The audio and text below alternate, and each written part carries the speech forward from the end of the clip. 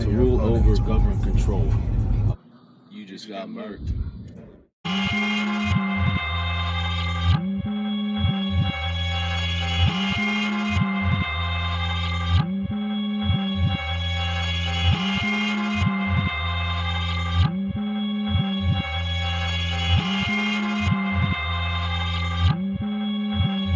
These are on the track.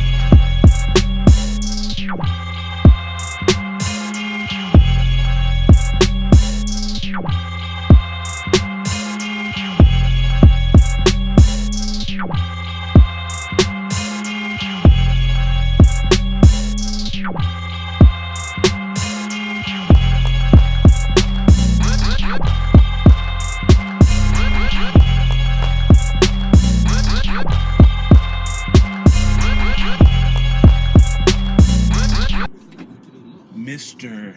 Tre Adams himself, ladies and gentlemen. That's what's going on. Here we go. There they go. What's up, fam? How y'all doing? It's good. Y'all got your soundtrack with you? What do you use to get in the zone? I listen to everything Drake, all Drake. Okay. I like his old stuff. Okay. Pretty good.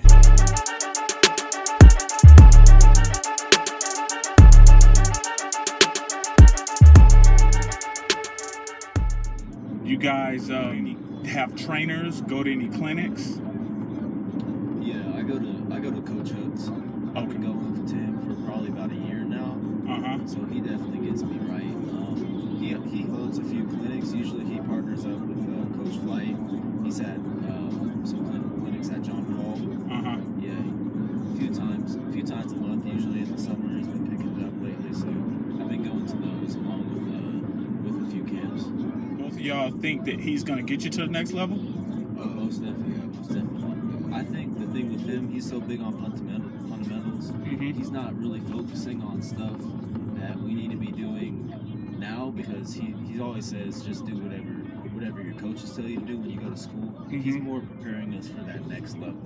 Okay. Because I mean, obviously certain things are going to work in high school that are just not going to work at the collegiate level because of the raise of skill. So he's preparing us for that. Like when I first started working with him, we spent like just hours just working on sinking hips where balls would never be thrown, and working on hip movement and staying low out of your cuts. Like he takes those baby steps that you need. So now I've been with him for a while, so we can work on a whole route, even if the route's maybe not there. He's not throwing the ball. Like, so I mean, the steps that I've taken, I think I've just got a better route. I've become a better route runner since I've met him, for sure. Okay. How do you know the difference between what you're going to learn at the next level and what you're supposed to be doing now?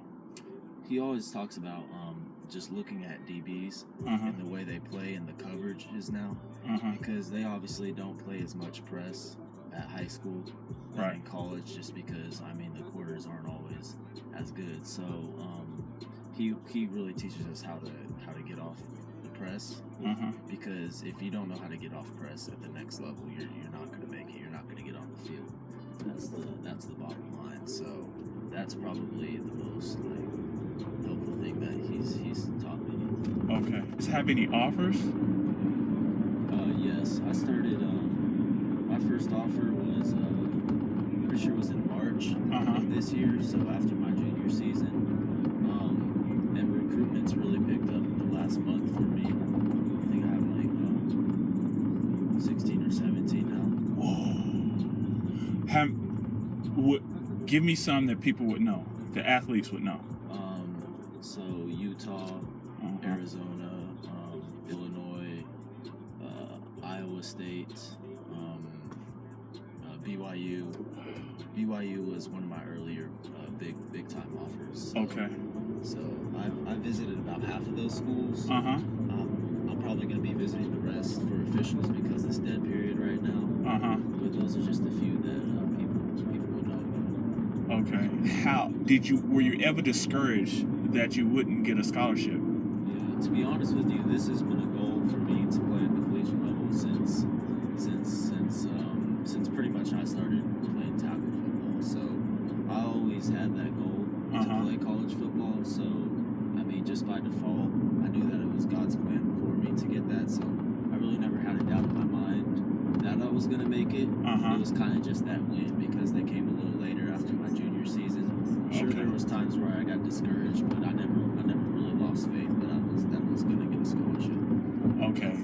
It's kind of hard to just think yourself if you don't know the ropes. If you don't know, I'm for sure going to get a scholarship, and this is exactly how it happens. Is that something that you even think about, or? Well, my dad went through the process when I was in high school because he played over at Wazoo, so he really helped me and showed and taught me that it's not going to come right away, and you have to work for it, and you have to go out and take it. And that's really what I've been doing this summer. I've been going to camps, talking to coaches, and impressing them here. Because my junior highlights, I mean, they were all right, but they were nowhere near the level that I'm at now. So really what I had to go do this summer is go out, aggressively talk to these coaches, go out to the camps and show them what I can do. And in the end, that came through in the last few weeks, getting these bigger offers. Okay. So you definitely think that it's a must that you talk to coaches and go to clinics. For sure. You gotta keep talking to them because I mean, in the end, every coach likes someone that can go out and get in, likes persistence. Okay. Take a look at this and then kind of just tell me what you're thinking about when you're going through these drills and facing these people. What's going through your mind? Okay, so usually when I'm on a one-on-one or like a 7-on-7 type of thing, I don't try to like think about how I'm gonna run that route before. What I do is I'm always practicing the route and practicing every coverage. So at that point, it's instinct. You know what I mean?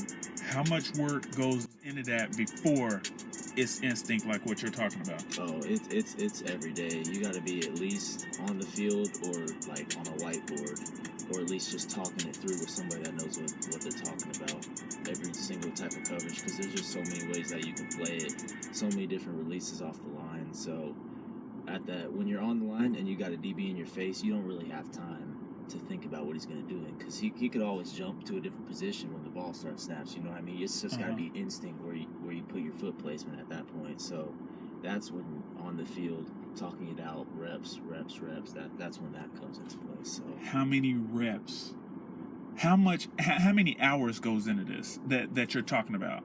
So like the average athlete gets a understanding of what's going on here. It's really just how fast you comprehend some kind of things. Like you might, some people, it might take hours, like just hundreds of reps of working in this one coverage, but then it might just come natural to them on a different type of coverage. You know what I'm talking about? Yeah. But I mean, either way, it's always good not to just go out there and do it. It's good to go inside, go on the whiteboard, talk about it, watch video of professionals doing the same thing, because everybody's a different type of learner. Some people visual learners, some people want it on a whiteboard, some people have to go out there and do it. You know what I'm talking about? Yeah. How much film are you watching, and how much whiteboard time do you do? During the season, I'm doing a lot of film. I'm watching my opponents for that week. Whiteboards more offensive plays. You know what I'm talking about? More routes that I'm gonna run. Yeah. I look at DB's tendencies that they have, and that determines how I'm gonna play that route. I'm looking if they're a bigger DB or if they're a smaller one. So if I know if I need to use my footwork or if I need to use my speed for that game. What happens when a DB is just as skilled as you and knows everything that you're about to do? At that point, it just comes to who's working harder, who's got that conditioning, and who's got that mental state to go all 4 quarters, and who's gonna battle it out till the clock runs out. You know what I mean? Yeah. Same thing. Would you be able to get a scholarship if you didn't have a trainer, like just because of your school and your coaches and your athletic ability? Would that guarantee you a scholarship?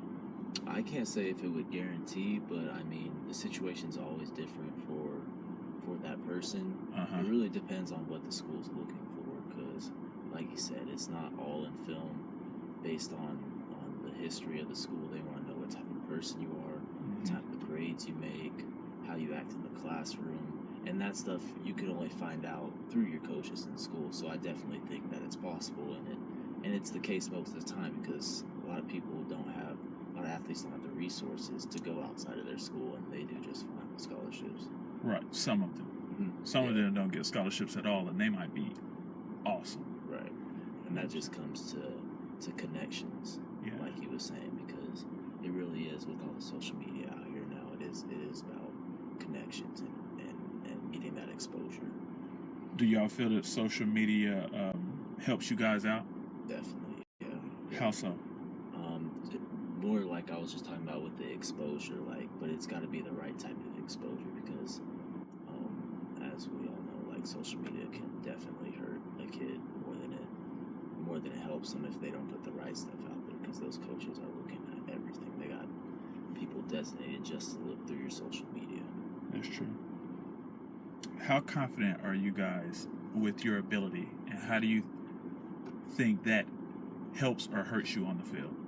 Yeah, I'm definitely confident in my ability. I think there's a borderline between confidence and cocky, but I mean, you definitely have to have that confidence on the field. Like you said, if you're not confident in yourself, how could you?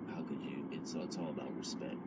So how can you get that respect from someone else if you don't even respect yourself enough to have confidence? So, I mean, I'm not that dude that's talking on the field, but I have that confidence and I show that in my play and the way I carry myself. Hey, you just got Merc'd.